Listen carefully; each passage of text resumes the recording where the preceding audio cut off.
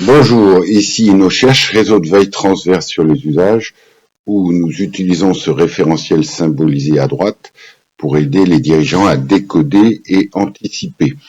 Donc, au cours des 13 dernières années, nous avons fait beaucoup de voyages de veille. Donc, vous voyez, 45 en 10 ans.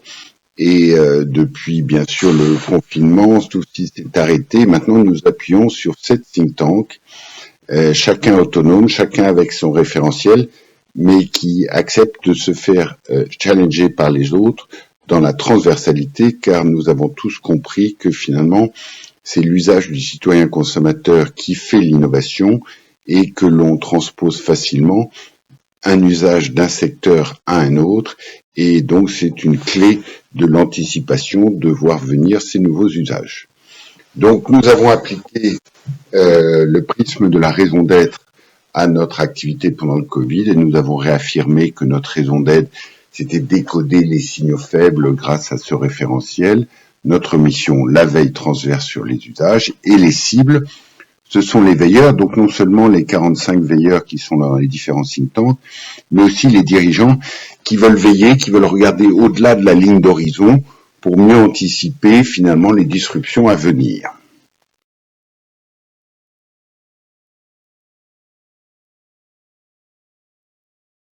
Et de bien vulgariser. Donc si vous regardez, les titres parlent. En 2012, on peut tout réinventer.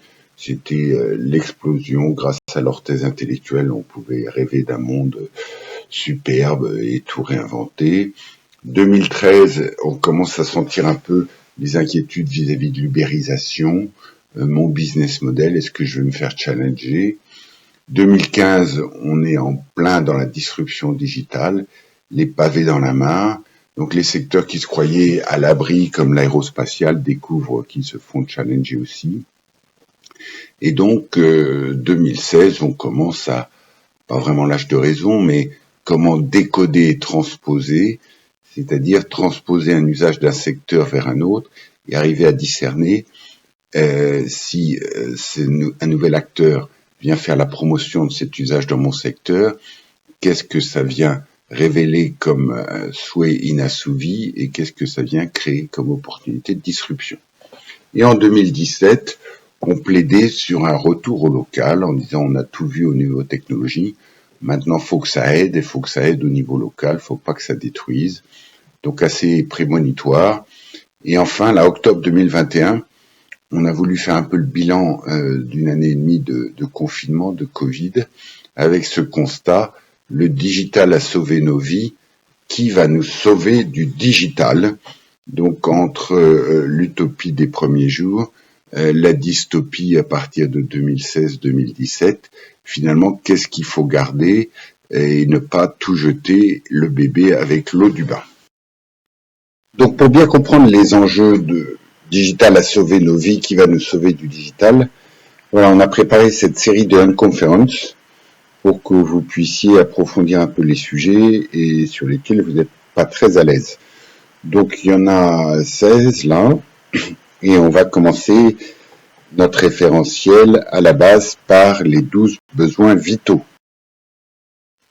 Alors vous savez, on utilise un référentiel qui nous aide à décoder et à anticiper les disruptions à venir en faisant un travail très simple, c'est de anticiper les transpositions d'usage d'un secteur de notre vie à un autre secteur de notre vie. C'est comme ça qu'on fait cette veille transverse sur les usages. Donc voilà, on va voir les attentes au niveau digital, là, sur les 10 doigts du consommateur. Et puis, de temps en temps, il y a une insatisfaction, il y a un crack dans la user experience, comme on dit, entre mon attente, très psychologique en fonction de mon expérience, et l'expérience utilisateur que j'ai eue avec telle marque. Et ensuite, je suis satisfait, pas satisfait, je me dis que c'est bizarre, j'ai un meilleur service quand je vais au cinéma ou je vais à la pharmacie, mais c'est peut-être comme ça dans ce domaine. On va voir s'il y a un disrupteur qui arrive. Regardons un peu ces attentes digitales du citoyen consommateur. Et on a mis ça autour de la musique parce que c'est quelque chose qu'on a vécu assez fortement tous, puisque suivant notre âge, on a connu depuis le vinyle la cassette, le CD, le iTunes Store et maintenant le streaming. Donc à chaque fois, on rachète ce qu'on a déjà acheté, des droits d'auteur pour avoir une expérience plus fluide. Donc qu'est-ce qu'on veut? On veut une expérience musicale personnalisée, ma playlist, etc. On veut des mat, c'est-à-dire qu'on veut que ce qui est dans le cloud peuvent se matérialiser n'importe où. J'arrive chez vous, je me branche en Bluetooth sur vos enceintes et je vous passe ma musique préférée. Des mat, et on va voir que ça touche pratiquement tous les secteurs de ma vie. Ensuite, je veux avoir des filtres, donc Social Filter, Genius Bar. Vous avez aimé ça, vous devriez aimer ça. Voilà des suggestions. Ensuite, je veux partager, donc c'est SoundCloud. C'est votre fils qui partage ses mixtes avec ses copains. Et tout ça sans effort, seamless, un peu à la mode, vous savez, Shazam. Vous entendez cette musique dans un supermarché, on vous dit c'est la 5e, voilà. Vous n'êtes plus à vous souvenir de rien du tout. Video First, c'est devenu une grosse transformation. Je sais pas si vous avez comme moi votre fils, quand vous lui posez une question, comment on fait ça sur mon imprimante, il dit mais papa, va sur YouTube, toi les 3 mots-clés et tu trouveras. Donc on n'a pas ce réflexe Video First. Social Management, donc ça c'est mon image digitale. Je veux pouvoir la manager, le droit à l'oubli. Et si aujourd'hui je me sens dans tel mood, je veux que toute mon interface digitale, que ce soit chez Facebook ou ailleurs, corresponde à mon image. Et ça, c'est très dur à obtenir, très difficile à avoir. Ensuite, une valeur progressive, ongoing value, plus d'obsolescence programmée. Voilà, donc je passe d'un iPhone à l'autre sans aucun apprentissage nécessaire. Et puis, Apple a compris aussi que les gens en avaient marre de racheter des iPhones. Donc maintenant, en Californie, ils vous proposent un plan à $30 par mois. Vous n'avez pas le mobile, mais vous avez juste l'iPhone toujours à jour, toujours réparé. Voilà, la version du moment. Alors, toujours au contrôle, in control sur ma vie privée. Donc, je veux savoir exactement ce qui se passe. Donc, on le voit un peu avec le tiers de confiance sur les réseaux sociaux, avec l'Estonie. Et tout ça pour OSEG. On s'était amusé à créer cet acronyme il y a 3-4 ans. Ownership Sucks, Experience is Great.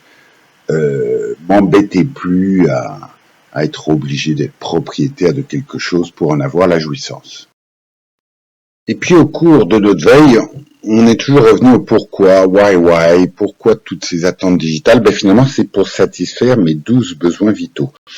Donc on a très vite retrouvé 12 besoins vitaux. Vous voyez, on n'a pas essayé de les hiérarchiser comme la pyramide de Maslow. Mais là, c'est assez robuste, il y a tout.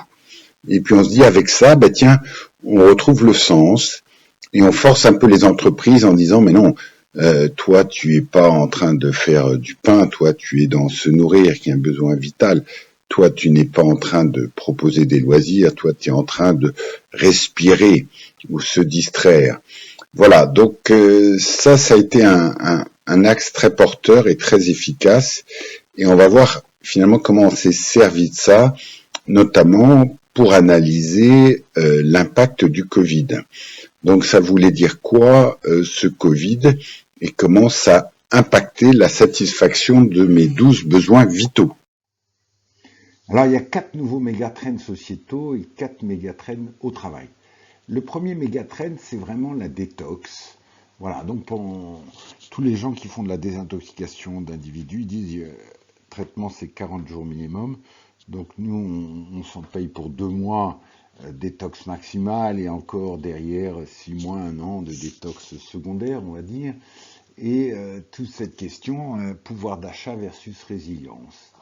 Alors, si on regarde ce qu'il y avait déjà, bon bah le shopping, je m'arrête de faire du shopping du jour au lendemain, je m'arrête de voyager à l'autre bout de la planète, pour un oui, pour un non. Je fais de l'éducation à la maison, je m'occupe des enfants, dans un monde qui était déjà pas mal bizarre.